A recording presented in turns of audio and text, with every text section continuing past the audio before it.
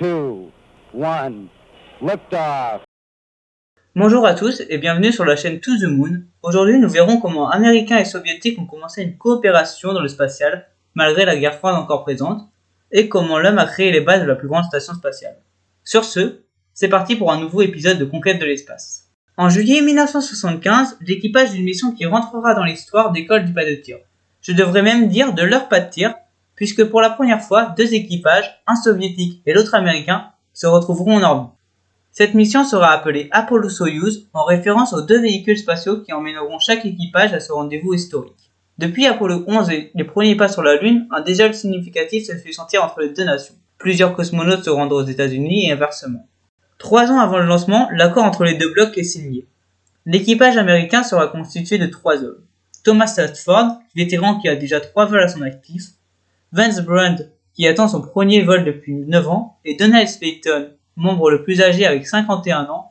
Il était également responsable des astronautes durant de nombreuses années. Du côté soviétique, on retrouve Alexei Leonov, premier homme à avoir effectué une sortie dans l'espace, et également Valery Kubasov, ingénieur civil qui fera son premier vol lors de cette mission.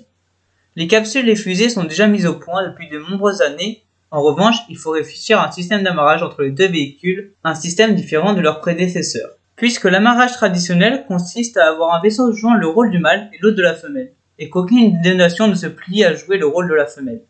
Une société soviétique mettra donc au point un système d'amarrage dit hermaphrodite. De son vrai nom APAS pour Androgynous Peripheral Attach System, ce SAS fonctionne un peu comme deux poissons qui s'embrasseraient. Le système APAS est ajouté aux deux véhicules. Il est temps de partir. Le 15 juillet, les deux véhicules décollent de leurs pas de tir respectifs avec 7h30 de décalage entre deux. Et 2 jours plus tard, l'amarrage entre les deux vaisseaux est fait. L'équipage maintenant international vivront ensemble durant plus d'une journée. Avant de se séparer, les soviétiques rentreront sur Terre le 21. Quant aux Américains, ils rentreront le 25. Cette mission sera la seule coopération entre les deux superpuissances jusqu'à la chute de l'Union soviétique.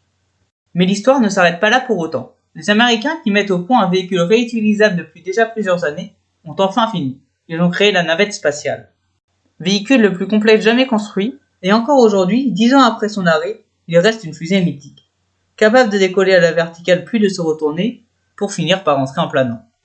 C'est donc le 12 avril 1981 que l'histoire de la navette américaine commence. Mais c'est dès le début des années 1970 que le développement de la navette démarre. Lors des tests, le véhicule sera amené par un Boeing 747 dans les airs pour être lâché en plein vol et essayer la phase de rentrée. Entre 1972 et 1981, la navette de test nommée Enterprise change significativement et permet de créer des navettes que l'on connaît encore aujourd'hui. Les 3 énormes moteurs SSME sont attachés à la navette Columbia et celle-ci est raccordée à son énorme réservoir d'oxygène et d'hydrogène liquide. Peint en blanc, elle sera laissée de sa couleur d'origine, c'est-à-dire orange-ocre, pour tous ses autres vols. Le propulseur principal libérera d'ici quelques minutes 1,3 tonne de gaz par seconde sans ajouter la puissance des deux propulseurs à poudre.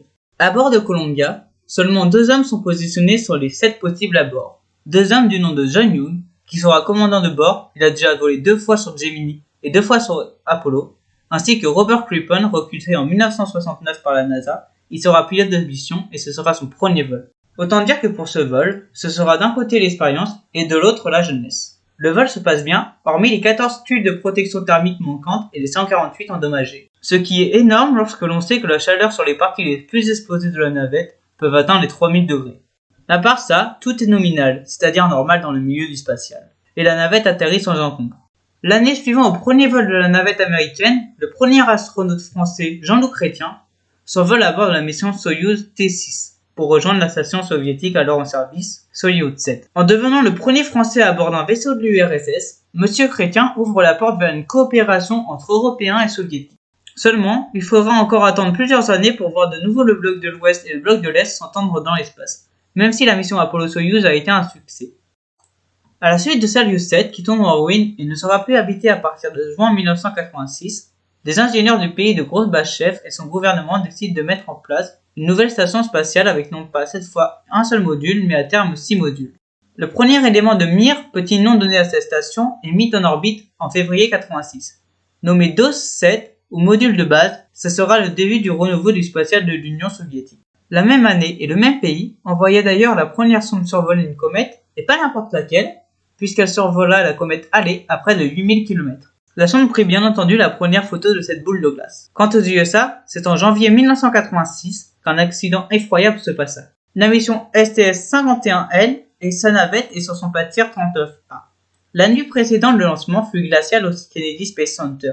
Le pas de tir est gelé, mais cela n'a que peu d'influence sur le vol prévu pour le 28 janvier.